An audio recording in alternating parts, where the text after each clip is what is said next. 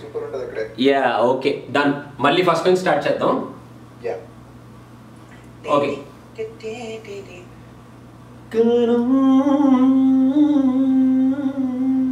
భయ్యా భయ్యా what are you doing? అంటే మొన్న ఒక అద్భుతమైన ట్రైలర్ రిలీజ్ అయిందిరా, నీ జతగా నేనుండాలి అని. అబ్బాబాబా సినిమాలో పాటలు ఏమైనా ఉన్నాయరా, అందుకని ఆ పాటలను ఒక్కసారి అలా నెమరేసుకుంటున్నాను రా. ఇంకో ట్రైలర్ రిలీజ్ అయిందా? అయితే సినిమా పిచ్చా పిచ్చా పిచ్చా పిచ్చాగా దుబ్బేస్తుంది. ఊరుకోరా ఊరుకో.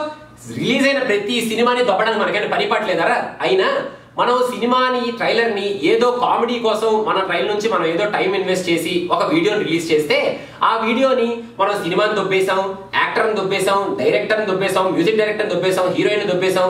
అసలు మనం ఈ ట్రైలర్ ని రిలీజ్ చేయడం వల్ల సినిమాకి నెగిటివ్ పబ్లిసిటీ క్రియేట్ చేసాం. అసలు మన ట్రైలర్ వల్లే సినిమా రేపు పొద్దున ఎవడో చూడడు, ఆ సినిమా ఫ్లాప్ అయిపోతుంది అని భయపడుతూ కాదురా, భయపడుతున్నట్టుగా మన వీడియోలు బ్లాక్ చేస్తున్నారు కదా మన ప్రొడ్యూసర్లు. అయినా నాకు తెలియక అడుగుతానరా, ఒక ట్రైలర్ కి 1000 మంది కూడా లేని వ్యూస్ కి ఆ వీడియో బ్లాక్ చేస్తే ఏమొస్తుంది, బ్లాక్ చేయకపోతే ఏమొస్తుంది? మళ్ళీ దాని కింద కొంతమంది మీరు తీయండి రా సినిమా, మీరు సినిమాల మీద కామెంట్ చేయడం కాదురా అని పిచ్చిగా కామెంట్లోటి. కాబట్టి నాకు ఒక బ్రిలియంట్ ఐడియా వచ్చిందనమాట.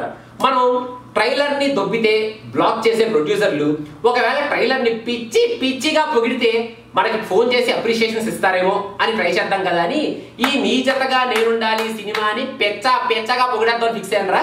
అందుకని ఇప్పుడు ఈ ప్రోగ్రామ్ ఎలా ఫిక్స్ చేశారనమాట.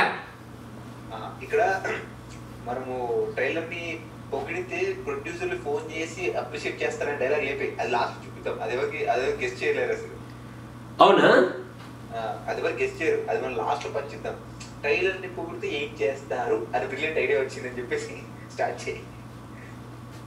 లేకపోతే పని చేద్దాం రా. అలా కాకుండా అయినా